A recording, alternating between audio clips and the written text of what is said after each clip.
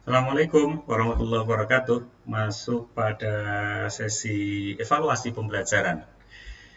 Jadi setelah melakukan kuliah atau menempuh kuliah materi tadi yang kami sampaikan, mohon kalian melakukan diskusi.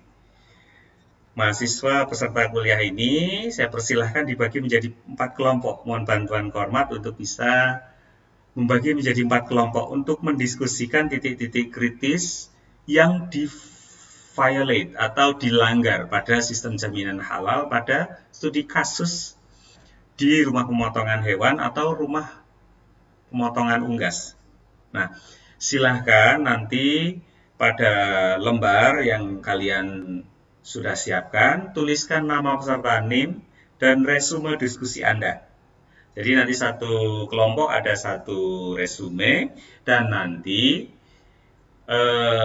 ada perwakilan dari masing-masing kelompok tersebut yang menyampaikan hasil diskusi pada forum panel diskusi di akhir.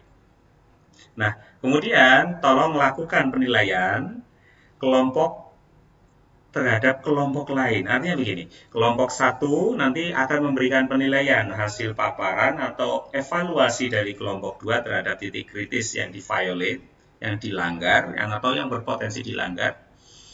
Nah, kemudian kelompok 2 akan menilai kelompok 3 dan seterusnya. Kelompok 4 akan menilai kelompok 1. Demikian ya. Nanti di akhir sesi diskusi saya akan memberikan evaluasi dari hasil diskusi yang kalian sampaikan. Berikut yang menjadi catatan. Untuk memudahkan, kelompok 1 silahkan mengerjakan case study pertama. Berikut ini sebagai ilustrasi ya. It seems to be fine. Data ini fine-fine saja. Ini satu perusahaan besar pemotongan unggas. Kalian lihat rekap data frozen hasil produksi. Jadi di gudang, ini kasusnya adalah gudang. Gudang ini kapasitas tampungnya saat itu hanya terisi kurang lebih sekitar setengahnya saja. Dari total stok A dan B. A dan B ini adalah perusahaan pemotong yang berbeda. Silahkan. Titik kritisnya ada di mana menurut Anda? Kata kuncinya adalah sharing fasilitas. Berikan dasar pertimbangannya. Mengapa Anda menganggap itu titik kritis? Perusahaan ini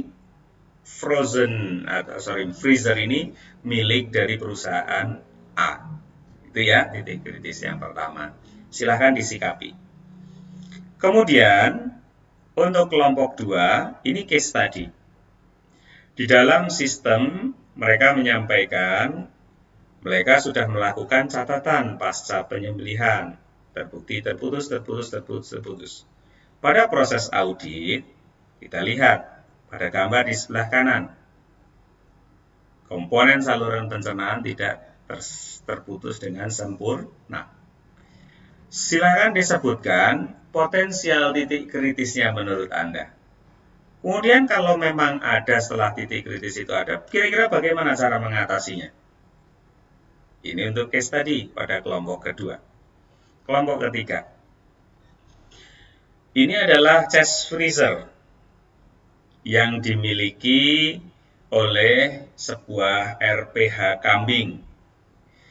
Tapi RPH ini juga melakukan pemotongan komoditas lain, yaitu komoditas ayam misalnya. Kalian lihat, kira-kira titik kritis apa yang bisa muncul dari standar SCH. Tadi saya sempat sebutkan freezer itu harus bagaimana. Kemudian ada komponen-komponen pada poin-poin terakhir di perkuliahan yang harusnya ada di situ dan tidak kita temukan. Silakan dilihat. Ada beberapa kata kunci yang bisa digunakan. Misalnya FIFO. Apa yang bisa kalian lihat atau kalian ungkapkan pada titik kritis itu. Kemudian komponen bahannya. Tadi kan ada yang boleh dan tidak boleh berada dalam lokal yang sama. Nah, ini untuk kelompok ketiga.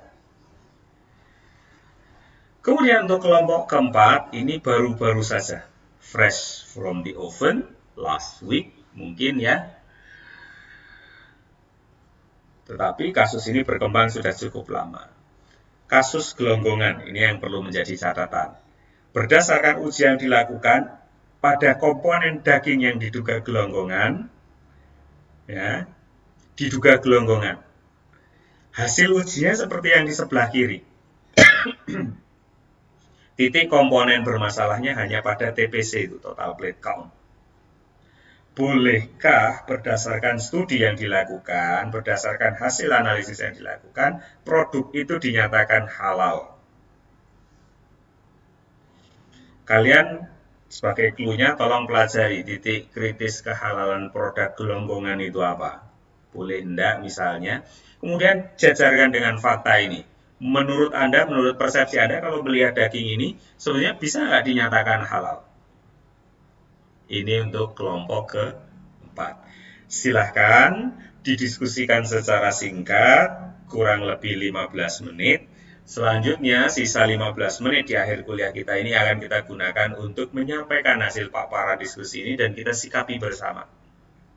Nanti tentunya akan baik jika kalian bisa memberikan ide dan menyikapi. Kemudian akan saya lanjutkan sebagai garis bawah atau final conclusion yang bisa kita tarik bersama dari hasil diskusi kita akan saya sampaikan.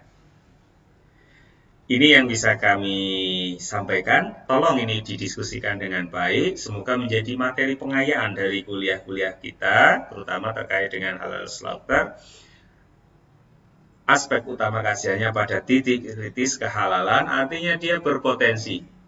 Bisa jadi kehalalan secara langsung, bisa jadi permasalahan kegagalan secara administratif sehingga tidak bisa memperoleh sertifikat halal. Jadi tidak bisa memperoleh sertifikat halal itu tidak selalu tidak halal, tetapi tadi sebagai contoh case-nya adalah memviolate sistem jaminan halal, ya. Itu yang bisa kami sampaikan. Silahkan didiskusikan. Kita akan bertemu pada 15 menit berikutnya. Assalamualaikum warahmatullahi wabarakatuh.